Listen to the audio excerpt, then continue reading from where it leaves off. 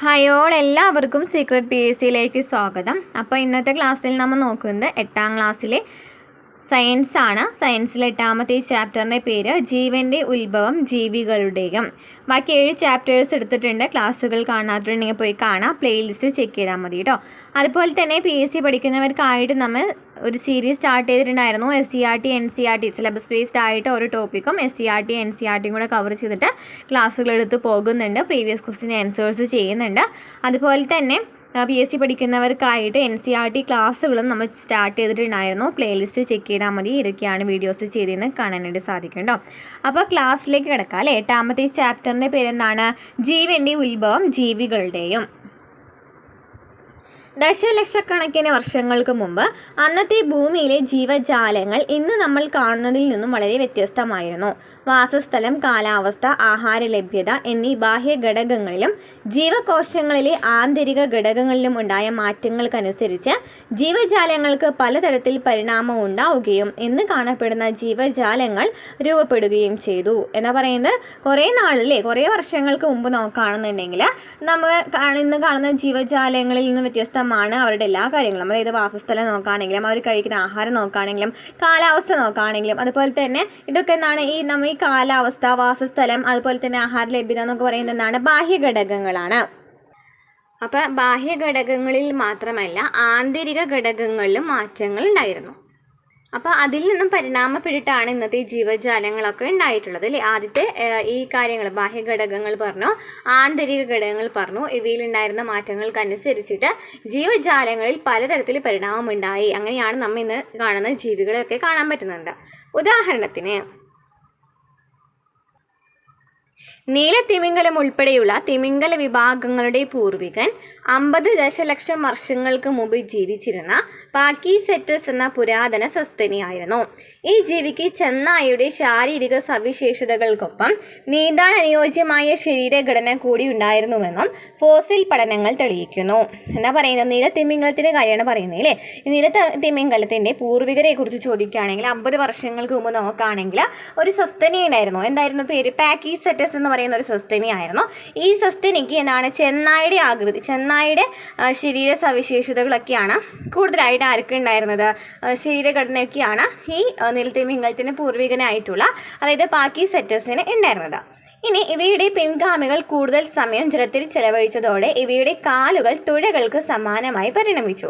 അങ്ങനെ ഇവർ കുറേ നാൾ വെള്ളത്തിൽ ജീവിച്ചപ്പോൾ ഒന്ന് സംഭവിച്ചു. അങ്ങനെയൊക്കെയാണ് പറയപ്പെടുന്നത് അല്ലേ. കാലുകൾ തുഴകൾക്ക് സമാനമായിട്ട് പരിണമിച്ചു എന്ന് പറയുന്നു. ഇങ്ങനെ മാറുന്ന സാഹചര്യങ്ങളുമായുള്ള പൊരുത്തപ്പെടലിൻ്റെ ഭാഗമായി ജീവികളിൽ മാറ്റങ്ങൾ ഉണ്ടാകുന്നു എന്നതിന് തിമിംഗലത്തിൻ്റെ പരിണാമ ചരിത്രം തെളിവാണ്. അപ്പോൾ സാഹചര്യങ്ങൾക്കനുസരിച്ചിട്ട് ജീവികളും മാറി എന്നുള്ളത് ആണ് പറയുന്നത് അല്ലേ. മനുഷ്യനുൾപ്പെടെയുള്ള എല്ലാ ജീവജാലങ്ങൾക്കും ഇത്തരത്തിലുള്ള പരിണാമത്തിൻ്റെ കൗതുകകരമായ ചരിത്രമുണ്ട്. ഇനി ജീവികൾക്ക് കാലക്രമേണ ഇത്തരത്തിലുള്ള മാറ്റങ്ങൾ വരുന്നത് എന്തുകൊണ്ടായിരിക്കും? എല്ലാ ജീവജാലങ്ങളും മുമ്പുണ്ടായിരുന്നവയിൽ നിന്ന് പരിണമിച്ചവയാണെങ്കിൽ ജീവന്റെ ആദ്യ രൂപം എന്താണ്? ഇത്തരം ചോദ്യങ്ങളുടെ ഉത്തരങ്ങൾക്കായി ശാസ്ത്രലോകത്ത് അന്വേഷണങ്ങൾ തുടർന്നുകൊണ്ടേയിരിക്കുന്നു. ഏകദേശം 3.5 ബില്യൺ വർഷങ്ങൾക്ക് മുമ്പാണ് ഭൂമിയിൽ ജീവൻ ആവിർഭവിച്ചത് എന്ന് ശാസ്ത്രജ്ഞർ കരുതുന്നു. അപ്പോൾ ആദ്യം 3.5 ബില്യൺ വർഷങ്ങൾക്ക് മുമ്പാണ് ജീവൻ ഉണ്ടായിട്ടുള്ളതെന്നൊക്കെയാണ് ശാസ്ത്രജ്ഞന്മാർ പറയുന്നത്.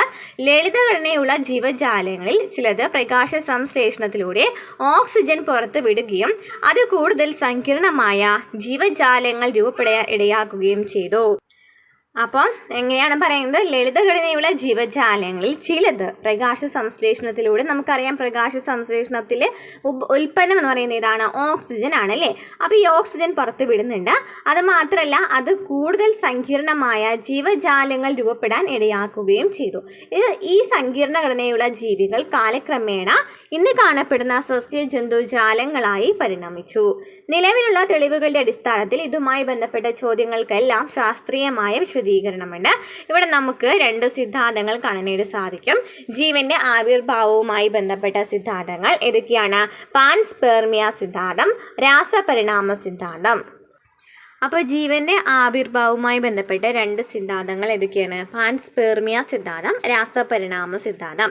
എന്താണ് പാൻസ്പെർമിയ സിദ്ധാന്തം എന്ന് വെച്ചാൽ, ജീവൻ മറ്റേതോ ഗ്രഹത്തിൽ ഉത്ഭവിച്ച് സൂക്ഷ്മജീവികളായോ അല്ലെങ്കിൽ രേണുക്കളായോ ആകസ്മികമായി ഭൂമിയിൽ എത്തിച്ചേർന്നു. ജീവന്റെ ഈ സൂക്ഷ്മ കണികകളെയാണ് പാൻസ്പെർമിയ എന്ന് വിളിക്കുന്നത്. അപ്പോൾ ജീവൻ ഏതെങ്കിലും ഒരു ഗ്രഹത്തിൽ ഉത്ഭവിച്ചിട്ട് സൂക്ഷ്മജീവികളായിട്ട് മാറിയിട്ടോ അല്ലാന്നുണ്ടെങ്കിൽ രേണുക്കളായിട്ടോ ഒക്കെ ഭൂമിയിലേക്ക് എത്തിച്ചേരുന്നുണ്ട്. ഈ സൂക്ഷ്മജീവി കണങ്ങളെയാണ് എന്ന് പറയുന്നത്, സൂക്ഷ്മ കണികകളെയാണ് എന്ന് പറയുന്നത് പാൻസ്പെർമിയ എന്ന് വിളിക്കുന്നത്. ഇനി എന്താണ് രാസപരിണാമ സിദ്ധാന്തം? ആദിമ ഭൂമിയിലെ സവിശേഷ സാഹചര്യങ്ങളിൽ സമുദ്രത്തിലെ രാസവസ്തുക്കൾ കൂടിച്ചേർന്നുണ്ടായ പ്രവർത്തനങ്ങളുടെ ഫലമായി ജീവൻ ആവിർഭവിച്ചു എന്ന് വിശദീകരിക്കുന്നതാണ് രാസപരിണാമ സിദ്ധാന്തം. അതായത് ആദ്യ കാലത്തിൽ ആദ്യ ഭൂമിയിലെ സവിശേഷ സാഹചര്യങ്ങളിൽ സമുദ്രത്തിലെ രാസവസ്തുക്കൾ കൂടിച്ചേർന്നിട്ടാണ്, അല്ലെങ്കിൽ ഈ രാസവസ്തുക്കൾ കൂടിച്ചേർന്നിട്ടുണ്ടായ പ്രവർത്തനങ്ങളുടെ ഫലമായിട്ടാണ് ജീവൻ ഉണ്ടായെന്നാണ് എന്തിൽ പറയുന്നത്? രാസപരിണാമ സിദ്ധാന്തത്തിൽ പറയുന്നത്. എന്നാൽ പാൻസ്പെർമിയ സിദ്ധാന്തത്തിൽ പറയുന്നത് എന്താണ്? വേറെ ഏതോ ഒരു ഗ്രഹത്തിൽ നിന്ന് വന്നു, അത് സൂക്ഷ്മാണുക്കളായിട്ടോ രേണുക്കളായിട്ടൊക്കെ വന്നു, അങ്ങനെയാണ് ജീവൻ ഉണ്ടായെന്നാണ് ആര് പറയുന്നത്? പാൻസ്പെർമിയ സിദ്ധാന്തത്തിൽ പറയുന്നത്. എന്നാൽ രാസപരിണാമ സിദ്ധാന്തം എന്ന് വെച്ചാൽ എന്താണ്? ഈ ഒരു പരിണാമം എന്ന് വെച്ചാൽ മാറ്റങ്ങൾക്ക് വിധേയമായിട്ടില്ലേ, അതായത് സമുദ്രത്തിൻ്റെ ഉള്ളിൽ ഉണ്ടായിരുന്ന രാസവസ്തുക്കളൊക്കെ കൂടിച്ചേർന്നിട്ടുണ്ടായിട്ടാണ് ഒക്കെ എന്തുണ്ടായത്? ചെറിയൊരു ജീവനൊക്കെ ഉണ്ടായിരുന്ന ആര് പറയുന്നുണ്ട്? രാസപരിണാമ സിദ്ധാന്തത്തിൽ പറയുന്നുണ്ട്. ക്ലിയർ ആണല്ലോ രണ്ട് സിദ്ധാന്തം? ജീവന്റെ ഉൽപ്പത്തിയെ വിശദീകരിക്കുന്ന പല സിദ്ധാന്തങ്ങൾ പല കാലങ്ങളിൽ ഉയർന്നു വന്നുവെങ്കിലും തെളിവുകളുടെ പിൻബലം കൂടുതലുള്ളതും ശാസ്ത്രലോകത്തിൽ കൂടുതൽ സ്വീകാര്യത ലഭിച്ചതും രാസപരിണാമ സിദ്ധാന്തത്തിനാണ്. അപ്പം ഇങ്ങനെ കുറേ സിദ്ധാന്തങ്ങളൊക്കെ വന്നിട്ടുണ്ട്. ഇത് മാത്രമല്ല പല സിദ്ധാന്തങ്ങളും വന്നിട്ടുണ്ട്. പക്ഷെ കൂടുതലും എല്ലാവരും അംഗീകരിച്ചിട്ടുള്ള സിദ്ധാന്തം ചോദിക്കുകയാണെങ്കിൽ രാസപരിണാമ സിദ്ധാന്തമാണ്. ആ രാസപരിണാമ സിദ്ധാന്തം വെച്ചെന്നായിരുന്നു പല സാഹചര്യങ്ങളിലൂടെയും ഈ സമുദ്രത്തിനടിയിൽ കുറേ രാസവസ്തുക്കളൊക്കെ കൂട്ടിമുട്ടിയിട്ടൊക്കെയാണ് എന്തുണ്ടായത്? ജീവൻ ഉണ്ടായെന്ന് പറയുന്നതാണ് രാസപരിണാമ സിദ്ധാന്തം. ഇനി ജീവന്റെ ആവിർഭാവം എങ്ങനെയായിരിക്കും? രാസപരിണാമ പ്രക്രിയയിലൂടെ ജീവന് തുടക്കം കുറിച്ചിട്ടുണ്ടായിരിക്കാം. ഇവിടെ നോക്കി ആദിമ ഭൂമിയിലെ അന്തരീക്ഷം പറയുന്നുണ്ട്. ഉന്നത താപനില, hydrogen, methane, carbon dioxide, hydrogen, sulphide, ammonium, നീരാവി. അതുപോലെ തന്നെ അന്തരീക്ഷം ആദിമ ഭൂമിയിൽ എങ്ങനെയാണ് അന്തരീക്ഷം ഉണ്ടായിരുന്നത് നാം പറയുന്നത്? അന്തരീക്ഷത്തിൽ നല്ല താപനിലയായിരുന്നു. അതുപോലെ തന്നെ ഹൈഡ്രജനും methane, carbon dioxide, hydrogen, sulphide, ammonia, നീരാവി എന്നിവയൊക്കെ ഉണ്ടായിരുന്നു. സ്വതന്ത്ര ഓക്സിജൻ ഉണ്ടായിരുന്നില്ല. നീരാവി ഘനീഭവിച്ച് ഏറെക്കാലം നീണ്ടുനിന്ന മഴയും സമുദ്ര രൂപീകരണവും. നീരാവി ഘനീഭവിച്ചിട്ട് കുറേ നാൾ ഏറെക്കാലം നീണ്ടുനിന്ന മഴയും സമുദ്ര രൂപീകരണവും. വിവിധ പദാർത്ഥങ്ങൾ ലയിച്ചു ചേർന്ന സമുദ്രജലം. ഇവയൊക്കെയാണ് അന്തരീക്ഷം, ആദിമ ഭൂമിയിലെ അന്തരീക്ഷം എന്ന് പറയുന്നത്. അപ്പോൾ ആദ്യത്തെ അന്തരീക്ഷം എന്ന് പറയുകയാണെങ്കിൽ നല്ല താപനിലയായിരുന്നു, കുറേ വാതകങ്ങൾ ഉണ്ടായിരുന്നു, ഓക്സിജൻ ഒന്നും ഉണ്ടായിരുന്നില്ല. അതുപോലെ തന്നെ നീരാവി ഘനീഭവിച്ചിട്ട് കുറേ നാൾ എന്ത് സംഭവിച്ചിട്ടുണ്ടായിരുന്നു? മഴയും സമുദ്ര രൂപീകരണമൊക്കെ നടന്നിട്ടുണ്ട്. അങ്ങനെ കുറേ പദാർത്ഥങ്ങളൊക്കെ ലയിച്ചു ചേർന്നതാണ് ഈ സമുദ്രജലം എന്ന് പറയുന്നത്. ഇനി ഊർജ്ജ സ്രോതസ് ഏതൊക്കെയാണ്? സൂര്യപ്രകാശം, ഇടിമിന്നൽ, അൾട്രാവയലറ്റ് കിരണങ്ങൾ, അഗ്നിപർവ്വത സ്ഫോടനങ്ങൾ. അപ്പോൾ ഊർജ്ജ സ്രോതസ്, ഒരു ജീവൻ ഉണ്ടാകുന്നതിനായിട്ടുള്ള ഊർജ്ജ സ്രോതസ് എന്തായിരുന്നു? സൂര്യപ്രകാശം, ഇടിമിന്നലും, അൾട്രാവയലറ്റ് കിരണങ്ങളും, അഗ്നിപർവ്വത സ്ഫോടനങ്ങളുമാണ്. അങ്ങനെ സമുദ്രത്തിൽ ലഘുജൈവ കണികകളുടെ രൂപീകരണം സംഭവിച്ചു. അല്ലെ, എന്താണ്? സമുദ്രത്തിൽ ലഘുജൈവ കണികകളുടെ രൂപീകരണം സംഭവിച്ചു. സങ്കീർണ ജൈവ കണികകളുടെ രൂപീകരണമായിട്ട് മാറിയത്. അപ്പോൾ ആദ്യം തന്നെ ലഘുജൈവ കണികകളുടെ രൂപീകരണമാണ്. അതിനുശേഷം എന്തായി? സങ്കീർണ ജൈവ കണികകളുടെ രൂപീകരണം. അതിനുശേഷം ന്യൂക്ലിക് ആസിഡ് എന്ന് പറയുന്ന സങ്കീർണ തന്മാത്രയും കൊഴുപ്പാവരണം രൂപപ്പെട്ടു. എന്നാണ് ന്യൂക്ലിക് ആസിഡ് എന്ന് പറയുന്ന സങ്കീർണതയും അതുപോലെ തന്നെ സങ്കീർണ തന്മാത്ര, അല്ലെ, ന്യൂക്ലിക് ആസിഡ് എന്ന് പറയുന്ന സങ്കീർണ തന്മാത്രയും കൊഴുപ്പ് ആവരണവും രൂപപ്പെട്ടു. അതിനുശേഷം ആദിമ കോശം ഉണ്ടായി. അല്ലെ, ആദിമ കോശം എന്ന് വെച്ചാൽ എന്താണ്? സ്വയം ഇരട്ടിക്കാൻ ശേഷിയുള്ള കോശമാണ് ഉണ്ടായത്. ആദിമ കോശത്തിൽ എന്താണ്? സ്വയം ഇരട്ടിക്കുവാൻ ശേഷിയുള്ള കോശമാണ് ഉണ്ടായിരുന്നത്. അപ്പോൾ എന്താ പറഞ്ഞത്? ഊർജ്ജ സ്രോതസ് സൂര്യപ്രകാശം, ഇടിമിന്നലും, അൾട്രാവയലറ്റ് കിരണങ്ങളും, അഗ്നിപർവ്വത സ്ഫോടനങ്ങളുമാണ്. അതുപോലെ തന്നെ സമുദ്രത്തിൽ ആദ്യം തന്നെ ലഘുജൈവ കണികളുടെ രൂപീകരണം സംഭവിച്ചു. നമ്മൾ പറഞ്ഞില്ലേ, കുറേ സാഹചര്യങ്ങളുടെ ഫലമായിട്ടൊക്കെ കൂട്ടിയിടിച്ചിട്ടോ അങ്ങനെയൊക്കെ അല്ലേ, രാസപ്രവർത്തനങ്ങളുടെ ഫലമായിട്ടൊക്കെയാണ് അങ്ങനെ ഉണ്ടായത്. അങ്ങനെ പിന്നീട് സങ്കീർണ ജൈവ കണികളുടെ രൂപീകരണം ഉണ്ടായി. അതിനുശേഷം ന്യൂക്ലിക് ആസിഡ് എന്ന് പറയുന്ന ഒരു തന്മാത്രയും കൊഴുപ്പാവരണമൊക്കെ രൂപപ്പെട്ടു. അതിനുശേഷമാണ് ഈ ആദിമ കോശം ഉണ്ടായത്. അപ്പോൾ ആദിമ ഭൂമിയുടെ അന്തരീക്ഷത്തിൻ്റെ സവിശേഷതകൾ എന്തൊക്കെയാണ് നമ്മൾ പറഞ്ഞു അല്ലേ? ഏതൊക്കെയാണ് അന്തരീക്ഷത്തിൻ്റെ സവിശേഷതകൾ എന്ന് പറഞ്ഞില്ലേ നേരത്തെ പോയിന്റ്സ് ആയിട്ട്. ഇനി സമുദ്രത്തിൻ്റെ രൂപപ്പെടൽ എങ്ങനെയാണെന്ന് പറഞ്ഞു. ജീവകണികളുടെ രൂപീകരണത്തിന് സഹായകമായ ഊർജ്ജ സ്രോതസ് ഏതാണെന്ന് പറഞ്ഞു. ആദിമ കോശത്തിൻ്റെ രൂപീകരണം നമ്മൾ ഘട്ടങ്ങൾ പറഞ്ഞു അല്ലേ? ക്ലിയർ ആണല്ലോ അല്ലേ? അപ്പോൾ രാസപരിണാമ പ്രക്രിയയിലൂടെ ആദിമ കോശത്തിൻ്റെ രൂപീകരണം എങ്ങനെയായിരുന്നു എന്ന് നമ്മൾ മനസ്സിലായി. ഇനി ഇതിനെ സാധൂകരിക്കുന്ന നിരവധി പരീക്ഷണങ്ങൾ നടന്നിട്ടുണ്ട്. അപ്പോൾ ഇതുമായി ബന്ധപ്പെട്ട് വരുന്ന സംഭാവനകൾ ആരൊക്കെയാണ്? ഈ ഒരു പരീക്ഷണ മേഖലയിൽ സംഭാവനകൾ നൽകിയിട്ടാണ് പറയുന്നത്. ആരൊക്കെയാണ്? Harold യൂറെ, Stanley Miller. ആരാണ്? ഹരോൾഡ് യൂറേയും സ്റ്റാൻലി മില്ലറും ആരാണ്? ജീവന്റെ ഉത്ഭവത്തിന് കാരണമായ നിർമ്മാണ ഘടകങ്ങൾ ലളിതമായ വാതകങ്ങളിൽ നിന്നും രൂപപ്പെടുമെന്ന് തെളിയിച്ചു. എന്താണ്? ജീവന്റെ ഉത്ഭവത്തിന് കാരണമാകുന്ന നിർമ്മാണ ഘടകങ്ങൾ ലളിതമായ വാതകങ്ങളിൽ നിന്നായിട്ടാണ് ഉണ്ടായെന്ന് ആര് പറഞ്ഞു? ഹരോൾഡ് യൂറേയും സ്റ്റാൻലി മില്ലറും പറഞ്ഞു. ഇനി സിഡ്നി ഫോക്സ് എന്താ പറഞ്ഞത്? പ്രോട്ടീനുകൾക്ക് സമാനമായ തന്മാത്രകളെ കൃത്രിമമായി നിർമ്മിക്കാനാവുമെന്ന് തെളിയിച്ചു. പ്രോട്ടീനുകൾക്ക് സമാനമായ തന്മാത്രകളെ കൃത്രിമമായി നിർമ്മിക്കാനാവുമെന്ന് തെളിയിച്ചു. ഇനി ജോവാൻ ഒറേ എന്താ പറഞ്ഞത്? ന്യൂക്ലിക് ആസിഡുകളുടെ പ്രധാന നിർമ്മാണ ഘടകങ്ങളിലൊന്നായ അഡിനിൻ എന്ന നൈട്രജൻ ബേസ് കൃത്രിമമായി നിർമ്മിച്ചു. അഡിനിൻ നിർമ്മിച്ചത് ആരാണ്? ജോവാൻ ഒറോയാണ്. അഡിനിൻ എന്ന് പറയുന്ന ഒരു കൃത്രിമ ബേസ് ആണല്ലോ. കൃത്രിമ ബേസ് നിർമ്മിച്ച ആരാണെന്ന് ചോദിക്കുകയാണെങ്കിൽ ആരാണ്? ജോവാൻ ഒറോയാണ്. ന്യൂക്ലിക് ആസിഡുകളുടെ പ്രധാന നിർമ്മാണ ഘടകമാണ് എന്ന് പറയുന്നത് അഡിനിൻ എന്ന് പറയുന്നത്. അപ്പോൾ ഹരോൾഡ് യൂറേയും സ്റ്റാൻലി മില്ലറും എന്താ ചെയ്തത്? ജീവന്റെ ഉത്ഭവത്തിന് കാരണമായ നിർമ്മാണ ഘടകങ്ങൾ ലളിതമായ വാതകങ്ങളിൽ നിന്നാണ് രൂപപ്പെട്ടതെന്ന് തെളിയിച്ചു. സിഡ്നി ഫോക്സ് ആണെങ്കിലോ പ്രോട്ടീനുകൾക്ക് സമാനമായ തന്മാത്രകളെ കൃത്രിമമായി നിർമ്മിക്കാനാവുമെന്ന് തെളിയിച്ചു. ജോവാൻ ഒറോയോ ന്യൂക്ലിക് ആസിഡുകളുടെ പ്രധാന നിർമ്മാണ ഘടകങ്ങളിലൊന്നായ അഡിനിൻ എന്ന നൈട്രജൻ ബേസ് കൃത്രിമമായി നിർമ്മിച്ചു. അപ്പോൾ ഹരോൾഡ് യൂറേയും സ്റ്റാൻലി മില്ലറും എന്താ ചെയ്തത്? വാതകങ്ങളിൽ നിന്നാണ് രൂപപ്പെട്ടെന്ന് പറഞ്ഞു അല്ലേ? വാതകങ്ങളിൽ നിന്നാണ് ജീവൻ ഉത്ഭവിച്ചതെന്ന് പറഞ്ഞു അല്ലേ? വാതകങ്ങൾ, അതായത് ജീവൻ ഉത്ഭവത്തിന് കാരണമായ നിർമ്മാണ ഘടകങ്ങൾ ലളിതമായ വാതകങ്ങളിൽ നിന്നാണ് രൂപപ്പെട്ടതെന്ന് പറഞ്ഞു. അതുപോലെ തന്നെ സിഡ്നി ഫോക്സ് പറഞ്ഞതെന്നാണ്? പ്രോട്ടീനുകൾക്ക് സമാനമായ തന്മാത്രകളെ കൃത്രിമമായിട്ട് നിർമ്മിക്കാം. നിർമ്മിക്കാമെന്ന് പറഞ്ഞു. ഇനി ജോവാൻ എന്താ പറഞ്ഞത്? ന്യൂക്ലിക് ആസിഡിന്റെ പ്രധാന ഘടകങ്ങളിൽ ഒന്നാണ് അഡിനിൻ എന്ന് പറയുന്നത്. അഡിനിൻ എന്ന് പറയുന്ന ഒരു ബേസിലെ നൈട്രജൻ ബേസ് കൃത്രിമമായിട്ട് നിർമ്മിച്ചത് ആരാണ്? ജോവാൻ ഒറോയാണ്.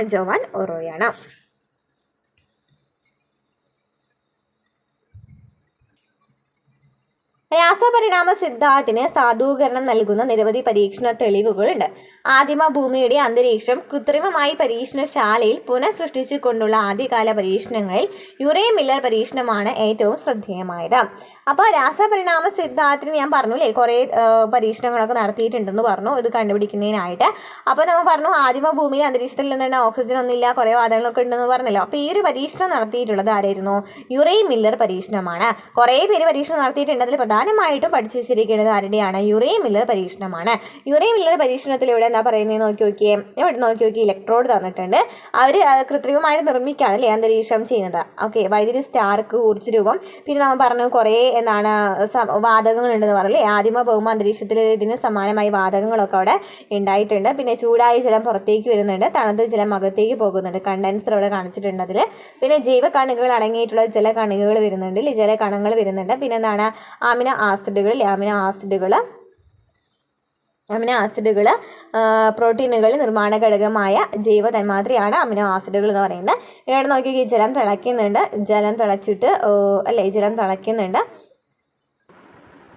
അപ്പോൾ ഇവിടെ ജലം തിളപ്പിച്ചു അല്ലേ? ജലം തിളപ്പിക്കുന്നുണ്ട്. അതുപോലെ തന്നെ ഇലക്ട്രോഡ് വെച്ചു. അതുപോലെ തന്നെ ഊർജ്ജരൂപമായിട്ടുള്ള വൈദ്യുതി സ്പാർക്കാണ് അവിടെ വരുന്നത്. അതുപോലെ തന്നെ അവിടെ അന്തരീക്ഷ ഘടകങ്ങൾ ഏതൊക്കെയാണ്? വാതകങ്ങൾ പറഞ്ഞു അല്ലേ? പിന്നെ ചൂടായ ജലം പുറത്തേക്ക് പോകുന്നുണ്ട്, തണുത്ത ജലം ഉള്ളിലേക്ക് വരുന്നുണ്ട്. അങ്ങനെ ജൈവകണങ്ങൾ അടങ്ങിയ ജലകണികകൾ ഉണ്ടായി. പിന്നെ അമിനോ ആസിഡുകൾ അല്ലേ പ്രോട്ടീനുകളിൽ നിർമ്മാണ ഘടകമായിട്ടുള്ള ജൈവ തന്മാത്രയും കാണിച്ചിട്ടുണ്ട്. ആദിമ ഭൂമിയിലെ സാഹചര്യങ്ങളെ പരീക്ഷണശാലയിൽ കൃത്രിമമായി സൃഷ്ടിച്ചാണ് ഈ പരീക്ഷണം നടത്തിയത്. ജൈവ തന്മാത്രകളായ അമിനോ ആസിഡുകളെ നിർമ്മിക്കുവാൻ ഈ പരീക്ഷണത്തിലൂടെ കഴിഞ്ഞു. അപ്പോൾ ഇവിടെയാണ് നമ്മൾ ലാസ്റ്റ് എന്താണ് അമിനോ ആസിഡുകൾ ഉണ്ടായെന്ന് പറഞ്ഞല്ലോ അല്ലേ? ജൈവതന്മാത്രകളായ അമിനോ ആസിഡുകളെ നിർമ്മിക്കുവാൻ ഈ പരീക്ഷണത്തിലൂടെ കഴിഞ്ഞു. അനുയോജ്യമായ സാഹചര്യങ്ങളിൽ അജൈവിക ഘടകങ്ങളിൽ നിന്നും ജൈവതന്മാത്രകൾ രൂപപ്പെടുമെന്ന് ഈ പരീക്ഷണത്തിലൂടെ തെളിയിക്കപ്പെട്ടു. അപ്പോൾ അജൈവിക ഘടകങ്ങളിൽ നിന്നും ജൈവതന്മാത്രകൾ രൂപപ്പെട്ടു. പക്ഷെ ഇവിടെ അനുയോജ്യമായ സാഹചര്യങ്ങളിലാണ് അജൈവിക ഘടകങ്ങളിൽ നിന്നും ജൈവ തന്മാത്രകൾ രൂപപ്പെട്ടു അല്ലേ? ആദ്യം തന്നെ ജലം തിളപ്പിച്ചു. അതെന്ന് പറയുന്നത് ജലം എന്ന് പറയുന്നതാണ് അജൈവിക ഘടകമാണ്. അങ്ങനെ ഈ ജലം തിളപ്പിച്ചത് പിന്നെ വൈദ്യുതി അവിടെ ഉപയോഗിക്കുന്നുണ്ട് അല്ലേ? ഊർജ്ജ എന്ന് പറയുന്നതാണ് വൈദ്യുതിയാണ്. പിന്നെ അതിനുശേഷം ഇവിടെ കുറേ വാതകങ്ങൾ പറയുന്നുണ്ട് അല്ലേ? അന്തരീക്ഷത്തിന് സമാനമായിട്ടുള്ള വാതകങ്ങൾ നിർമ്മിക്കുന്നുണ്ട്. അതിനൊക്കെ ശേഷം കണ്ടൻസറൊക്കെ ഉപയോഗിച്ച് അവസാനം അമിനോ ആസിഡുകൾ രൂപപ്പെട്ടു അല്ലേ? ഇനി വാതകങ്ങൾ ഏതൊക്കെയാണ് വാതകങ്ങൾ എന്നാണ് ചോദിച്ചിരിക്കുന്നത്. ആദിമ ഭൂമിയിലെ സാഹചര്യത്തിൽ ഏതൊക്കെയാണ്? മീഥേനും അമോണിയയും ഹൈഡ്രജനും ജലബാഷ്പമാണ് ഉണ്ടായിരുന്നത് അല്ലേ. എന്നാൽ പരീക്ഷണ സംവിധാനത്തിൽ എന്താ ചെയ്തിട്ടുണ്ടായിരുന്നത്? വലിയ ഗ്ലാസ് ഫ്ലാസ്കിൽ നിറച്ച വാതകങ്ങളായിരുന്നു അല്ലേ. ഇവിടെ വലിയ ഗ്ലാസ് ഫ്ലാസ്കിൽ നിറച്ച വാതകങ്ങളാണ് ഉപയോഗിച്ചിട്ടുണ്ടായിരുന്നത്. ആദിമ ഭൂമിയിലെ സാഹചര്യത്തിൽ ഏതൊക്കെയായിരുന്നു നമ്മൾ പറഞ്ഞു? അമോണിയ ഉണ്ട്, മീഥേൻ ഉണ്ട്, ഹൈഡ്രജൻ ഉണ്ട്, ജലബാഷ്പമുണ്ട് അല്ലേ. ഇനി സംശ്ലേഷണത്തിന് സ്വീകരിച്ച ഊർജ്ജ സ്രോതസ് ആദിമ ഭൂമിയിലെ സാഹചര്യത്തിൽ ഏതൊക്കെയായിരുന്നു? ഇടിമിന്നൽ ഉണ്ടായിരുന്നു അല്ലെ. ഇടിമിന്നൽ ഉണ്ടായിരുന്നു. പിന്നെ നമ്മൾ പറഞ്ഞിട്ടുണ്ടായിരുന്നത് ഇവിടെ പറഞ്ഞിട്ടുണ്ടായിരുന്നല്ലോ അല്ലേ.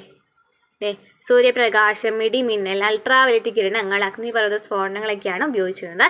അതൊന്നും നമുക്ക് കൃത്രിമമായിട്ട് നിർമ്മിക്കാൻ പറ്റുമോ? ഇല്ല. അപ്പോൾ അവിടെ എന്താ ഉപയോഗിച്ചിട്ടുണ്ടായിരുന്നത്? ഇടിമിന്നലിന് പകരം ടങ്സ്റ്റൺ ഇലക്ട്രോഡുകൾ ഉപയോഗിച്ചുണ്ടാകുന്ന വൈദ്യുത സ്പാർക്ക് അല്ലേ. ഇവിടെ നമ്മൾ ഊർജ്ജ സ്രോതസ്സായിട്ട് ഉപയോഗിച്ച് ഏതായിരുന്നു? ഊർജ്ജ രൂപമായിട്ട് ഏതാ ഉപയോഗിച്ചിട്ടുണ്ടായിരുന്നത്? വൈദ്യുതി സ്പാർക്കാണ് അല്ലേ. വൈദ്യുതി സ്പാർക്കാണ്. ടങ്സ്റ്റൺ ഇലക്ട്രോണുകൾ ഉപയോഗിച്ചിട്ടുണ്ടാകുന്ന വൈദ്യുത സ്പാർക്ക്, ഇലക്ട്രിക് ഡിസ്ചാർജ്. ഇനി മറ്റ് ഘടകങ്ങളും സാഹചര്യങ്ങളും നോക്കുകയാണെന്നുണ്ടെങ്കിൽ വെള്ളം തിളപ്പിക്കുന്നതിനുള്ള സംവിധാനം, ഹീറ്റർ, ബർണർ ഉണ്ട്. ഘനീഭവിപ്പിക്കൽ സംവിധാനത്തിന് വേണ്ടിയിട്ട് കണ്ടൻസറും നമ്മളിവിടെ കണ്ടു അല്ലേ. കണ്ടല്ലോ അല്ലേ. പക്ഷെ ആദിമ ഭൂമിയിലാണെന്നുണ്ടെങ്കിൽ അവിടുത്തെ സാഹചര്യങ്ങൾ നോക്കുകയാണെങ്കിൽ ഉയർന്ന താപനിലയായിരുന്നു എന്ന് പറഞ്ഞു. അതുപോലെ തന്നെ ആദിമ സമുദ്രം ഉണ്ടായിരുന്നു എന്ന് പറഞ്ഞു. എന്നാൽ നമ്മൾ പരീക്ഷണശാലയിലാക്കിയിട്ടുള്ളത് എങ്ങനെയായിരുന്നു? വെള്ളം തിളപ്പിക്കുന്നതിനുള്ള സംവിധാനം, ഹീറ്റർ ഉണ്ടായിരുന്നു അല്ലെ, ബർണർ ഉണ്ടായിരുന്നു. അതുപോലെ തന്നെ ഘനീഭവിപ്പിക്കുന്നതിനായിട്ട് എന്തുണ്ടായിരുന്നു? കണ്ടൻസറും ഉണ്ടായിരുന്നു. ക്ലിയർ ആണല്ലോ. ഇനി ആദിമ കോശങ്ങളിൽ നിന്നും സങ്കീർണ ഘടനയുള്ള ജീവജാലങ്ങളിലേക്ക്. അപ്പോൾ നമ്മൾ ആദ്യം തന്നെ ചെറിയൊരു ജീവൻ കണ്ടെത്തിയിട്ടുള്ളത്. നമുക്ക് സങ്കീർണ ഘടനയിലേക്ക് പോവുകയാണ്. എങ്ങനെയാണെന്ന് നോക്കാം. ആദിമ കോശത്തിനുണ്ടായ മാറ്റങ്ങൾ എന്തൊക്കെയാണ്? സ്വയം ഇരട്ടിക്കാൻ ശേഷിയുള്ള ന്യൂക്ലിക് ആസിഡുകളും അതിനെ ആവരണം ചെയ്യുന്ന കൊഴുപ്പ് പാളിയും ചേർന്നതാണല്ലോ ആദിമ കോശം. നമ്മൾ കണ്ടല്ലോ അല്ലേ. എവിടെ നമ്മൾ പറഞ്ഞിട്ടുണ്ടായിരുന്നത്? ആദിമ കോശം എന്ന് പറയുന്നത് സ്വയം ഇരട്ടിക്കാൻ ശേഷിയുള്ളതാണെന്ന് പറഞ്ഞിട്ടുണ്ടായിരുന്നല്ലോ. എവിടെയാണ് പറഞ്ഞിട്ടുണ്ടായിരുന്നത്? ഇവിടെ പറഞ്ഞിട്ടുണ്ടായിരുന്നല്ലോ. ഇവിടെ അല്ലേ. ആദിമ കോശം എന്ന് പറയുമ്പോൾ ന്യൂക്ലിക് ആസിഡ് എന്ന് പറയുന്ന സങ്കീർണ്ണ തന്മാത്രയുണ്ട്. അതുപോലെ തന്നെ കൊഴുപ്പ് ആവരണം രൂപപ്പെട്ടിട്ടുണ്ടെന്ന് പറഞ്ഞു. ആദിമ കോശം എന്താണ്? സ്വയം ഇരട്ടിക്കാൻ ശേഷിയുള്ളതായിരുന്നു എന്ന് പറഞ്ഞു. അതാണ് ഇവിടെ പറയുന്നത്. അങ്ങനെയാണ് നമുക്ക് മനസ്സിലായി. ഈ ആദിമ കോശത്തിൽ നിന്നുമാണ് ബാക്ടീരിയ പോലുള്ള കോശങ്ങൾ പരിണമിച്ചുണ്ടായത്. ആദ്യമുണ്ടായ ലളിതഘടനയുള്ള ഇത്തരം ജീവികളെ പ്രോകാരിയോട്ടുകൾ എന്നാണ് വിളിക്കുന്നത്. ആദ്യമുണ്ടായിരുന്ന ഈ ലളിതഘടനയുള്ള ഇത്തരം ജീവികളെ എന്ന് വിളിക്കുന്നു? പ്രോകാരിയോട്ടുകൾ എന്ന് വിളിക്കുന്നു. അപ്പോൾ എന്താ പറഞ്ഞത്? സ്വയം ഇരട്ടിക്കാൻ ശേഷിയുള്ള ന്യൂക്ലിക് ആസിഡുകളും അതിനെ ആവരണം ചെയ്യുന്ന കൊഴുപ്പ് പാളിയും ചേർന്നതാണ് ആദിമകോശം. ഈ ആദിമകോശത്തിൽ നിന്നാണ് ബാക്ടീരിയ പോലുള്ള കോശങ്ങൾ ഉണ്ടായത്. ആദ്യമുണ്ടായ ലളിതഘടനയുള്ള ഇത്തരം ജീവികളെയാണ് പ്രോകാരിയോട്ടുകൾ എന്ന് വിളിക്കുന്നത്. അപ്പോൾ ആദ്യമുണ്ടായത് പ്രോകാരിയോട്ടാണ്. പ്രോകാരിയോട്ട് എന്ന് വെച്ചാൽ എന്താണ് പറഞ്ഞത്? ഇവിടെ പറഞ്ഞത് എന്താണ്? ആദിമകോശത്തിൽ നിന്നാണ് ബാക്ടീരിയ പോലുള്ള കോശങ്ങൾ ഉണ്ടായത്. അതിന് എക്സാമ്പിളാണ് നമ്മൾ പറഞ്ഞത്. അതായത് പ്രോകാരിയോട്ടുകൾക്ക് എക്സാമ്പിൾ ആണ് എന്ന് പറയുന്നത് ബാക്ടീരിയ എന്ന് പറയുന്നത് അല്ലേ. അതിന് നമ്മൾ ഡീറ്റെയിൽ ആയിട്ട് പറയുന്നുണ്ട് എന്താണ് പ്രോകാരിയോട്ട്, എന്താണ് യൂകാരിയോട്ട് എന്നൊക്കെ പറയുന്നുണ്ട്. ഇനി പ്രോകാരിയോട്ടിൽ നിന്ന് യൂകാരിയോട്ടിലേക്ക്. പ്രോകാരിയോട്ട് കോശങ്ങളിൽ നിന്നും കുറെ കൂടി സങ്കീർണ ഘടനയുള്ള യൂകാരിയോട്ട് കോശങ്ങൾ എങ്ങനെ രൂപപ്പെട്ടു? സവിശേഷത എന്താണ്? പ്രോകാരിയോട്ട് കോശം തന്നിട്ടുണ്ട്, യൂകാരിയോട്ട് കോശം തന്നിട്ടുണ്ട്. അപ്പോൾ പ്രോകാരിയോട്ടിക് കോശങ്ങൾക്ക് നോക്കി കോശാംഗങ്ങൾ വളരെ കുറവാണ്. അതായത് ഈ പ്രോകാരിയോട്ടിനേക്കാളും കുറച്ചുകൂടി സങ്കീർണതയാണ്. സങ്കീർണത എന്ന് വെച്ചാൽ എന്താണ്? കുറച്ചും കൂടി കുറേ കാര്യങ്ങൾ അടങ്ങിയിട്ടുണ്ടായിരിക്കും എന്തിന്? യൂകാരിയോട്ടിക് കോശത്തിന്. ഇനി കോശാംഗങ്ങൾക്ക് സ്തരാവരണം ഉണ്ടായിരിക്കില്ല. പ്രോകാരിയോട്ടിക് കോശങ്ങളിൽ കോശാംഗങ്ങളും കുറവാണ്. അതുപോലെ തന്നെ കോശാംഗങ്ങൾക്ക് സ്തരാവരണം ഉണ്ടായിരിക്കില്ല. സ്തരാവരണമുള്ള മർമ്മമില്ല. അപ്പോൾ പ്രോകാരിയോട്ടുകളുടെ സവിശേഷതകൾ എന്തൊക്കെയാണ്? കോശത്തിലെ അംഗങ്ങളിൽ, അതായത് കോശത്തിലെ കുറച്ച് മൈറ്റോകോൺട്രിയ നമ്മൾ പഠിച്ചിട്ടില്ലേ? മർമ്മം, ന്യൂക്ലിയസ്, അതുപോലെ തന്നെ അങ്ങനത്തെ കുറച്ച് കാര്യങ്ങളൊക്കെ ഉണ്ടല്ലോ. അതൊക്കെ ഭയങ്കര കുറവാണ് എന്തിലുള്ളത്? നമ്മുടെ പ്രോകാരിയോട്ടിക് കോശങ്ങളിലുള്ളത്. ഇനി കോശാംഗങ്ങൾക്ക് സ്തരാവരണം ഉണ്ടായിരിക്കില്ല. അവരെ പൊതിഞ്ഞിട്ടുള്ള ഒരു ആവരണം ഉണ്ടല്ലോ, അത് ഇതിലുണ്ടായിരിക്കില്ല. അതുപോലെ തന്നെ ഈ സ്തരാവരണമുള്ള മർമ്മവും ഉണ്ടായിരിക്കില്ല. അപ്പോൾ നേരെ ഓപ്പോസിറ്റ് ആയിരിക്കും യൂകാരിയോട്ടിക് കോശങ്ങൾ. യൂകാരിയോട്ടിക് കോശങ്ങളിൽ കൂടുതൽ കോശാംഗങ്ങൾ ഉണ്ടായിരിക്കും. സ്തരാവരണത്തോടു കൂടിയ കോശാംഗങ്ങൾ ഉണ്ടായിരിക്കും. സ്തരാവരണമുള്ള മർമ്മവും ഉണ്ടായിരിക്കും. കണ്ടോ, ഇവിടെ നമുക്ക് മർമ്മസ്ഥലത്തിനുള്ളിൽ എന്ത് കാണപ്പെടുന്നുണ്ട്? മർമ്മം കാണപ്പെടുന്നുണ്ട് അല്ലേ. മർമ്മം കാണപ്പെടുന്നുണ്ട്. അപ്പോൾ എന്താ പറയുന്നത്? ഇവിടെ എന്താണ്? കൂടുതൽ കോശാംഗങ്ങൾ ഉണ്ടായിരിക്കും. സ്തരാവരണത്തോട് കൂടിയിട്ടുള്ള കോശാംഗങ്ങൾ ഉണ്ടായിരിക്കും. സ്തരാവരണമുള്ള മർമ്മവും ഉണ്ടായിരിക്കും. സ്തരാവരണമുള്ള കോശാംഗങ്ങളുണ്ട്, സ്തരാവരണമുള്ള മർമ്മവും ഉണ്ട് അല്ലേ. പിന്നെ നോക്കി അന്തർദ്രവ്യ ജാലിക നമുക്ക് കാണിച്ചിട്ടുണ്ട്. ഇതാണ് നീല കളറിൽ കാണിക്കുന്നില്ല, അതാണ് അന്തർദ്രവ്യ ജാലിക. ഇനി കോശങ്ങളിൽ കാണപ്പെടുന്ന മറ്റ് കോശാംഗങ്ങൾ എങ്ങനെയായിരിക്കും രൂപപ്പെട്ടിട്ടുണ്ടായിരിക്കുക? ഇവിടെ നമുക്കൊരു പിക്ചർ തന്നിട്ടുണ്ട്. ഇതാണ് നമ്മുടെ യൂകാരിയോട്ടിക് കോശം. ഓക്കെ, ഇനി യൂകാരിയോട്ടിക് കോശങ്ങളിൽ ക്ലിയർ ആണോ? യൂകാരിയോട്ടിക് കോശം ഇങ്ങനെ രണ്ടായിട്ട് നോക്കി വിഭജിച്ച് കാണിച്ചിട്ടുണ്ട് അല്ലേ. ഒന്ന് നോക്കി ചെറുകോശമായ എയ്റോബിക് ബാക്ടീരിയത്തെ വിഴുങ്ങുന്നുണ്ട്. നെക്സ്റ്റ് നോക്കുകയാണെങ്കിൽ ചെറുകോശമായ പ്രകാശ സംശ്ലേഷണ ബാക്ടീരിയയെ വിഴുങ്ങുന്നു. അപ്പോൾ എന്താണ് എയ്റോബിക് ബാക്ടീരിയ വിഴുങ്ങുന്നു, ഒന്നാണെങ്കിലോ പ്രകാശ സംശ്ലേഷണ ബാക്ടീരിയയെ വിഴുങ്ങുന്നു. ഇവിടെ നമ്മൾ പറഞ്ഞു എയ്റോബിക് ബാക്ടീരിയയെ വിഴുങ്ങുന്നു എന്നുള്ളത്. അത് എന്തായിട്ട് വിഴുങ്ങുന്നു എന്ന് കാണിച്ചിട്ടുണ്ട്. പിന്നെ അത് എന്തായിട്ട് മാറുന്നുണ്ട്, വേറൊരു കോശമായിട്ടൊക്കെ മാറുന്നുണ്ടല്ലോ അല്ലേ, വിഭജിക്കുന്നുണ്ടെന്ന് നമുക്ക് മനസ്സിലായി അല്ലേ. പിന്നെ എന്താണ് ഇവിടെ ചെറുകോശത്തെ ദഹിപ്പിക്കുന്നതിന് പകരം സംരക്ഷണം നൽകുന്നു. ക്രമേണ ഇവ മൈറ്റോകോൺട്രിയ ആയിട്ട് മാറുന്നു. അപ്പോൾ ചെറുകോശത്തെ ദഹിപ്പിക്കുന്നതിന് പകരം ഇവിടെ എന്താ ചെയ്യുന്നത്? അപ്പോൾ ഇവിടെ ചെറുകോശത്തെ ദഹിപ്പിക്കുന്നതിന് പകരം സംരക്ഷണമാണ് നൽകുന്നത്. അപ്പോൾ അത് പിന്നീട് എന്തായിട്ട് മാറുന്നുണ്ട്? മൈറ്റോകോൺട്രിയ ആയിട്ട് മാറുന്നുണ്ട്. ഇനി നെക്സ്റ്റ് നമ്മൾ പറഞ്ഞു പ്രകാശ സംശ്ലേഷണ ബാക്ടീരിയയെ വിഴുങ്ങുന്നു എന്ന് പറഞ്ഞു അല്ലേ. പ്രകാശ സംശ്ലേഷണ ഇതാണ് ബാക്ടീരിയ എന്ന് വിചാരിക്കും. ഈ പ്രകാശ സംശ്ലേഷണ ബാക്ടീരിയ വിഴുങ്ങുന്നുണ്ട്. അപ്പോൾ പ്രകാശ സംശ്ലേഷണ ബാക്ടീരിയയെ ദഹിപ്പിക്കുന്നതിന് പകരം ഇവിടെ എന്താ ചെയ്യുന്നത്? സംരക്ഷണമാണ് നൽകുന്നത്. ഇതാണ് ഹരിതകണമായിട്ട് മാറുന്നത്. അപ്പോൾ എന്താണ്? എയറോബിക് ബാക്ടീരിയത്തെ വിഴുങ്ങുന്നത്. എയറോബിക് ബാക്ടീരിയം പിന്നീട് എന്തായി മാറുന്നുണ്ട്? മൈറ്റോകോൺട്രിയ ആയിട്ട് മാറുന്നുണ്ട്. അതുപോലെ തന്നെ പ്രകാശ സംശ്ലേഷണ ബാക്ടീരിയ വിഴുങ്ങുന്നുണ്ട്. അത് പിന്നീട് എന്തായി മാറുന്നുണ്ട്? ക്ലോറോപ്ലാസ്റ്റ് അല്ലേ, ഹരിതകണമായിട്ട് മാറുന്നുണ്ട്.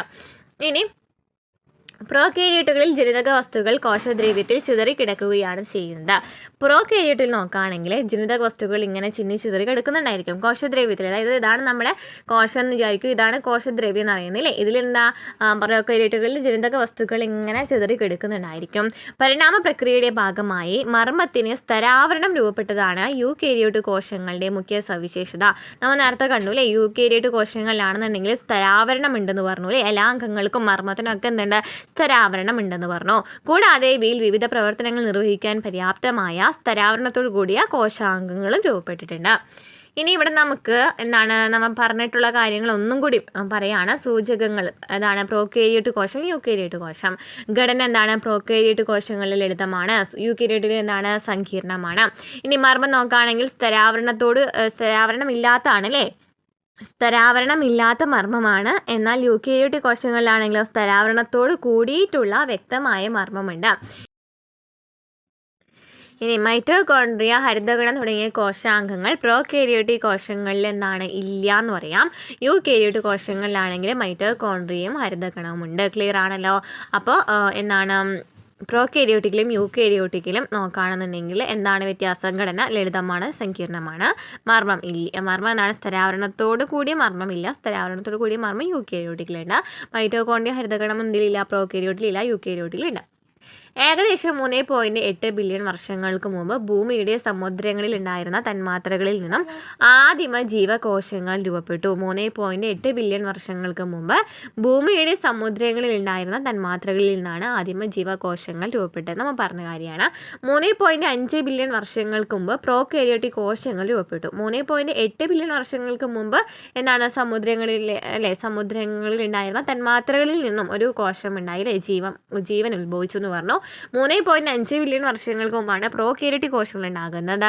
എന്നാൽ 2.5 ബില്യൺ വർഷങ്ങൾക്ക് മുമ്പാണ് പ്രകാശ സംശ്ലേഷണ പ്രക്രിയ തുടങ്ങിയതോടെയാണ് അന്തരീക്ഷത്തിലേക്ക് ഓക്സിജൻ എത്തിച്ചേർന്നത്. അപ്പോൾ 2.5 ബില്യൺ വർഷങ്ങൾക്ക് മുമ്പാണ് പ്രകാശ സംശ്ലേഷണ പ്രക്രിയ തുടങ്ങിയതോടെയാണ് അന്തരീക്ഷത്തിലേക്ക് ഓക്സിജൻ വരുന്നത്.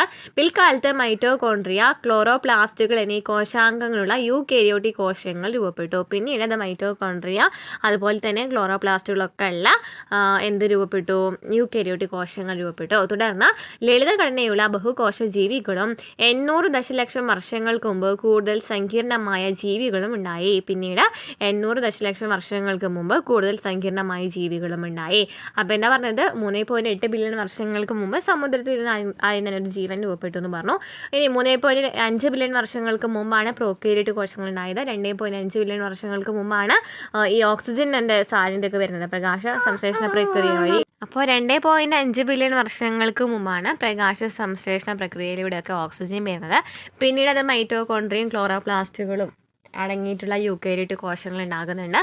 അപ്പം ലളിതഘടനയുള്ള ബഹുകോശ ജീവികൾ 800 ദശലക്ഷം വർഷങ്ങൾക്ക് മുമ്പാണ് ഉണ്ടായെന്നും പറയുന്നു. ഇനി പ്രോക്യാരിയോട്ടുകളിൽ നിന്ന് വൈവിധ്യമാർന്ന ജീവജാലങ്ങൾ ഉണ്ടാകാൻ എത്ര കാലദൈർഘ്യം വേണ്ടി വന്നിട്ടുണ്ടായിരിക്കും? കാലദൈർഘ്യമാണ് ചോദിച്ചിരിക്കുന്നത്. 4.0 അതായത് 4 മുതൽ 4.6 ബില്യൺ വർഷം വരെ എടുത്തിട്ടുണ്ട് അല്ലേ? അതിന് മുമ്പാണ് എന്തുണ്ടായിട്ടുള്ളത്? ഭൂമിയുടെ ഉത്ഭവം. നെക്സ്റ്റ് 3.5 2.5 ബില്യൺ വർഷം ആദ്യത്തെ ജീവൻ്റെ രൂപീകരണം, ലളിതഘടനയോട് കൂടിയിട്ടുള്ള ഏകകോശ പ്രോക്യാരിയോട്ടുകൾ ഉണ്ടായി. പിന്നീട് 2.5 ബില്യൺ ടു 541 ബില്യൺ വർഷങ്ങൾ യൂക്യാരിയോട്ടുകളായ ബഹുകോശ ജീവികൾ. 541 മുതൽ 252 ദശലക്ഷം വർഷങ്ങൾ സസ്യങ്ങളും ജന്തുക്കളും കരയിൽ വന്നു. പിന്നെ 252 66 ദശലക്ഷം വർഷങ്ങൾ ദിനോസറുകൾ വന്നു. 66 ദശലക്ഷം വർഷങ്ങൾക്ക് മുമ്പ് മുതൽ 66 ദശലക്ഷം വർഷങ്ങൾക്ക് മുമ്പ് മുതൽ ഇതുവരെ നോക്കുകയാണെന്നുണ്ടെങ്കിൽ സസ്തനികളുടെ ആവിർഭാവവും മനുഷ്യോൽപത്തിയും. അപ്പം 66 ദശലക്ഷം വർഷങ്ങൾക്ക് മുമ്പാണ് മനുഷ്യോൽപത്തിയൊക്കെ വരുന്നത്. അതുപോലെ തന്നെ സസ്തനികളൊക്കെ വരുന്നതെന്ന് മനസ്സിലായില്ലേ? ഇനി ഇവിടെ എന്താ പറയുന്നത്? 4 മുതൽ 4.6 ബില്യൺ വർഷങ്ങൾക്ക് മുമ്പാണ് ഭൂമിയുടെ ഉത്ഭവം. 3.5 മുതൽ 2.5 ബില്യൺ വർഷങ്ങൾക്ക് മുമ്പ് ജീവൻ്റെ ആദ്യത്തെ രൂപീകരണം, അതായത് പ്രോക്യാരിയോട്ടുകളായിട്ടുള്ള അല്ലെ ഏകകോശ ജീവികൾ, അതായത് ഏകകോശ പ്രോക്യാരിയോട്ടുകൾ ഉണ്ടായി. 2.5 ബില്യൺ മുതൽ 541 ബില്യൺ വർഷങ്ങൾക്ക് മുമ്പ് യൂക്യാരിയോട്ടുകളായ ബഹുകോശ ജീവികൾ. 541 252 ദശലക്ഷം വർഷങ്ങൾക്ക് മുമ്പ് സസ്യങ്ങളും ജന്തുക്കളും കരയിൽ വന്നു. 252 66 ദശലക്ഷം വർഷങ്ങൾക്ക് മുമ്പ് ദിനോസറുകൾ. 66 ദശലക്ഷം വർഷങ്ങൾക്ക് മുതൽ ഇതുവരെ സസ്തനികളുടെ ആവിർഭാവം മനുഷ്യോൽപത്തിയും. ഭൂമിയുടെ ഉൽപ്പത്തി മുതൽ മനുഷ്യൻ്റെ ആവിർഭാവം വരെയുള്ള പരിണാമ പ്രക്രിയയുടെ കാലഘടന മനസ്സിലാക്കിയല്ലോ. അങ്ങനെയെങ്കിൽ പ്രപഞ്ചോൽപ്പത്തി മുതൽ മനുഷ്യൻ്റെ ആവിർഭാവം വരെയുള്ള കാലഘടന കണക്കാക്കിയാലോ. ഇത് എളുപ്പത്തിൽ മനസ്സിലാക്കാൻ സഹായകമാകുന്ന വിധത്തിലുള്ള ചിത്രീകരണമാണ് കോസ്മിക് കലണ്ടർ. അപ്പോൾ നമ്മൾ പറഞ്ഞു ഭൂമിയുടെ ഉൽപ്പത്തി അതായത് ഭൂമിയുടെ ഭൂമി ഉണ്ടാകുന്നത് മുതൽ മനുഷ്യൻ ഉണ്ടാകുന്നത് വരെയുള്ള കാര്യങ്ങളിൽ എത്ര വർഷങ്ങൾക്ക് മുമ്പാന്നൊക്കെ നമുക്ക് മനസ്സിലായി. ഇനി ഇവിടെ പറയുന്നതാണ് മനുഷ്യൻ്റെ ആവിർഭാവം വരെയുള്ള കാലഘടന. പ്രപഞ്ചോൽപ്പത്തി മുതൽ മനുഷ്യൻ്റെ ആവിർഭാവം വരെയുള്ള കാലഘടന എങ്ങനെയാണ് മനസ്സിലാക്കാൻ കഴിയുന്നത്? കോസ്മിക് കലണ്ടറിലൂടെയാണ്. എന്താണ് കോസ്മിക് കലണ്ടർ? പ്രപഞ്ചത്തിൻ്റെ പ്രായം കേവലം ഒരു വർഷമായി സങ്കല്പിച്ചുകൊണ്ട് ഒരു കലണ്ടർ തയ്യാറാക്കുകയാണെന്ന് കരുതുക. പ്രസ്തുത കലണ്ടറിലെ ഒരു സെക്കൻഡ് എന്നത് ഏകദേശം 438 വർഷങ്ങൾക്ക് സമാനമായിരിക്കും. അപ്പോൾ പ്രപഞ്ചത്തിൻ്റെ പ്രായം കേവലം ഒരു വർഷം ഉള്ളൂ എന്ന് വിചാരിക്കൂ. അങ്ങനെയാണെന്നുണ്ടെങ്കിൽ അതിൽ ഓരോ സെക്കൻഡ് സൂചിയും എത്ര വർഷങ്ങളായിരിക്കും? 438 വർഷങ്ങൾക്ക് സമാനമായിരിക്കും. അവിടെ നമുക്ക് തന്നിട്ടുണ്ട് കോസ്മിക് കലണ്ടറിൽ അപ്പോൾ കോസ്മിക് കലണ്ടറിൽ ഇവിടെ നമുക്ക് ഓരോ മാസങ്ങളും തന്നിട്ടുണ്ട്. ഡിസംബർ 31 11:52 PM മനുഷ്യൻ, ഡിസംബർ 27 സസ്തനി, ഡിസംബർ 26 ദിനോസറുകൾ, പിന്നെ ഡിസംബർ 20 കരയിലെ സസ്യങ്ങൾ, ഡിസംബർ 18 നട്ടലുള്ള ജീവി. ഇനി യൂക്യാരിയോട്ടുകൾ നോക്കുകയാണെങ്കിൽ നോക്കി 9 നവംബർ തന്നിട്ടുണ്ട്. പ്രോക്യാരിയോട്ട് ആണെങ്കിൽ 12 ഒക്ടോബർ, ജീവൻ്റെ ആവിർഭാവം 22 സെപ്റ്റംബർ, സൗരയൂഥം ഭൂമി 1 ഓഗസ്റ്റിലെ. ഇനി ജനുവരി 1 പുലർച്ചെ കൃത്യം 0.00 മണിക്ക് പ്രപഞ്ചം ഉണ്ടാകുന്നു എന്ന് പറയുന്നു. അപ്പോൾ ജനുവരി 1 ഇവിടെ പ്രപഞ്ചമുണ്ടായി. അതിനുശേഷം ഓഗസ്റ്റ് മാസം ആയപ്പോഴാണ് സൗരയൂഥം ഭൂമിയിൽ ഫസ്റ്റ് വരുന്നത്. പിന്നെ 22 ജീവൻ്റെ ആവിർഭാവം സെപ്റ്റംബറിൽ. അതുപോലെ തന്നെ ഇതിൽ ഓരോന്നും 438 വർഷങ്ങൾ കൊണ്ട് കുടിക്കേണ്ട. ഓരോ സെക്കൻഡ് എത്രയാണ്? 438 എന്ന് പറഞ്ഞിട്ടുണ്ട്. അപ്പോൾ ഇങ്ങനെ ആണ് വരുന്നത്. ജസ്റ്റ് ഒന്ന് വായിച്ചു വെച്ചിരിക്കാം. കോസ്മിക് കലണ്ടർ പ്രകാരം വർഷാന്ത്യത്തിൻ്റെ അവസാന ദിനത്തിലെ അവസാന നിമിഷങ്ങളിലാണ് മനുഷ്യനുണ്ടായത്. ഏറ്റവും അവസാനമാണ് മനുഷ്യനുണ്ടായത് നമുക്ക് ഇവിടെ നിന്ന് തെളിയുന്നുണ്ട്. ഡിസംബർ 31 അല്ലേ? നമ്മൊരു വർഷം നോക്കുകയാണെങ്കിൽ ജനുവരിക്ക് പ്രപഞ്ചോൽപ്പത്തി ഉണ്ടായിട്ടുണ്ടെങ്കിൽ ഡിസംബർ 31 എന്തുണ്ടാകുന്നത്? മനുഷ്യനുണ്ടാകുന്നത് അല്ലേ? അപ്പോൾ ഏറ്റവും അവസാനമാണ് എന്ത് വരുന്നത്? മനുഷ്യൻ വരുന്നത്. പ്രപഞ്ചത്തിൻ്റെ കാലഘടനയിൽ മനുഷ്യൻ്റെ ആവിർഭാവം എത്ര അടുത്ത കാലത്താണെന്ന് ഇതിൽ നിന്ന് വ്യക്തമായല്ലോ. ഇന്ന് കാണുന്ന ജൈവവൈവിധ്യത്തിന് പിന്നിൽ ജീവപരിണാമം എന്ന പ്രക്രിയയാണ്. പരിണാമം ആകസ്മികമായി നടക്കുന്ന പ്രക്രിയ ആയതിനാൽ അതിൻ്റെ ദിശ പ്രവചിക്കാൻ പ്രയാസമാണ്. ഓക്കെ, ഇനി വിലയിരുത്താൻ പറയുന്ന കുറച്ച് ക്വസ്റ്റ്യൻസ് ഉണ്ട്, നമുക്ക് നോക്കാം. തന്നിരിക്കുന്ന പ്രസ്താവനകളിൽ യൂക്യാരിയോട്ടുമായി ബന്ധമില്ലാത്തവ ഏതെന്ന് എഴുതുക. വ്യക്തമായ മർമ്മസ്ഥലം കാണുന്നു എന്ന് പറയുന്നു. യൂക്യാരിയോട്ടുമായി ബന്ധപ്പെട്ടതാണോ? അതല്ലേ, മർമ്മസ്ഥലം കാണപ്പെടുന്നുണ്ടെന്ന് പറഞ്ഞല്ലോ. കോശാംഗങ്ങൾക്ക് സ്ഥരാവരണമില്ല. അതെന്താണ്? പ്രോക്യാരിയോട്ടിക് ആയിരുന്നു അല്ലേ? പ്രോക്യാരിയോട്ടിക് ആയിരുന്നു. പിന്നെന്താണ്? മർമ്മസ്ഥലത്തിനകത്ത് ജനിതക വസ്തുക്കൾ കാണപ്പെടുന്നു. എവിടെയാണെന്ന് നമ്മൾ പറഞ്ഞിട്ടുണ്ടായിരുന്നത്? ജനിതക വസ്തുക്കൾ യൂക്യാരിയോട്ടിക്കിലാണ് പറഞ്ഞിട്ടുണ്ടായിരുന്നത് അല്ലേ? ജനിതക വസ്തുക്കൾ കാണപ്പെടുന്നു. പിന്നെ വിവിധ ധർമ്മങ്ങൾ നിർവഹിക്കുന്ന കോശാംഗങ്ങൾ കാണപ്പെടുന്നു. അതെന്താണ്? യൂക്യാരിയോട്ടിക്കിലാണ് പറഞ്ഞിട്ടുണ്ടായിരുന്നത്. നെക്സ്റ്റ് കാലഘടനാ പട്ടിക ശരിയായ രീതിയിൽ ക്രമീകരിക്കുക. ദിനോസർ, യൂക്കേരിയോട്ട്, പ്രോക്കേരിയോട്ട് ഒക്കെ തന്നിട്ടുണ്ട്. ബഹുകോശ ജീവി സസ്തനികൾ. ആദ്യം ഇതാ വരുന്നത് പ്രോക്കേരിയോട്ട് ആണ് അല്ലേ. ആദ്യം വരുന്നത് പ്രോക്കേരിയോട്ട് ആണ്. നെക്സ്റ്റ് വരുന്നത് യൂക്കേരിയോട്ട് ആണ്. പിന്നെയാണ് ബഹുകോശ ജീവികൾ അല്ലേ. പിന്നീടാണ് ബഹുകോശ ജീവികൾ വരാം. പിന്നീട് കരയിലെ ആദ്യ ജന്തുക്കളും സസ്യങ്ങളും വരും അല്ലേ. കരയിലെ ആദ്യ ജന്തുക്കളും സസ്യങ്ങളും വരും. പിന്നെ ദിനോസറുകൾ അല്ലേ. ദിനോസറുകൾ പിന്നെ വരും. പിന്നെ അവസാനം സസ്തനികൾ വന്നു. ഇനി ബോക്സ് എയിൽ നിന്ന് അനുയോജ്യമായ ജോഡി ബോക്സ് ബിയിൽ നിന്നും ബിയിൽ കണ്ടെത്തിയിട്ടാൻ പറഞ്ഞിട്ടുണ്ട്. യുറേ മില്ലർ ഏതാണ്? യുറേ മില്ലർ എന്താ കണ്ടെത്തിയിട്ടുണ്ടായിരുന്നത്? രാസപരിണാമ സിദ്ധാന്തമാണോ, അമിനോ ആസിഡുകളാണോ, പ്രോട്ടീനോയിഡ് ആണോ, നൈട്രജൻ ബേസ് ആണോ, യൂക്യാരിയോട്ടുകളാണോ? എന്താ വരുന്നത്? യുറേ മില്ലർ എന്താണ്? അമിനോ ആസിഡുകളാണ് അല്ലേ. അമിനോ ആസിഡുകളാണ്. ഇനി ജോവാൻ ഒറോ എന്താ നൈട്രജൻ ബേസ് കണ്ടെത്തിയെന്ന് പറഞ്ഞു അല്ലേ. അഡിനിൻ എന്ന് പറയുന്ന നൈട്രജൻ ബേസ് കണ്ടെത്തിയെന്ന് പറഞ്ഞു. ഇനി സിഡ്നി ഫോക്സ് എന്താ പറഞ്ഞിട്ടുണ്ടായിരുന്നു? പ്രോട്ടീനുമായി ബന്ധപ്പെട്ട കാര്യം പറഞ്ഞിട്ടുണ്ടായിരുന്നു അല്ലേ. അപ്പോൾ പ്രോട്ടീനോയിഡ് എന്ന് പറയാം. ഇനി ഒപ്പാരിൻ ഹാൾഡേൻ ആണെങ്കിലോ രാസപരിണാമ സിദ്ധാന്തമാണ്. ക്ലിയർ ആണല്ലോ. അപ്പോൾ ഇത്രയും ക്വസ്റ്റ്യൻസ് ആണ് നമുക്ക് ഈ ഒരു ചാപ്റ്ററിൽ പഠിക്കാനായിട്ടുള്ളത്. മനസ്സിലായി എന്ന് വിചാരിക്കുന്നു. ഇതിനുശേഷം നമുക്ക് പഠിക്കേണ്ട ഒരു ഭാഗമാണ് കോശങ്ങളും കോശജാലങ്ങളും. നമുക്കറിയാം PSC പഠിക്കുന്നവർക്കാണെന്നുണ്ടെങ്കിൽ കോശത്തിൻ്റെ ഭാഗത്തു നിന്ന് ചോദ്യം വരാറുണ്ട്. നമുക്ക് സിലബസിൽ അങ്ങനെ എടുത്ത് പറയുന്നില്ല. എന്നാലും നമുക്ക് ആ ഒരു ഭാഗം പഠിച്ചിരിക്കേണ്ടതാണ്. അപ്പോൾ എന്താണ് 8ാം ക്ലാസ്സിൽ പഠിക്കുന്ന കുട്ടികൾ കാണുന്നുണ്ടെങ്കിലും ഈ ഒരു ക്ലാസ് ഉപകാരപ്രദമായിട്ടുണ്ടെന്ന് വിചാരിക്കുന്നു. മനസ്സിലായിട്ടുണ്ടെങ്കിൽ സപ്പോർട്ട് ചെയ്യണം, മറക്കരുത്. അതുപോലെ തന്നെ എന്താണ് കമൻറ്റ് കൂടെ ചെയ്യാം കേട്ടോ. ഓക്കെ, അടുത്ത ക്ലാസ്സിൽ കാണാം.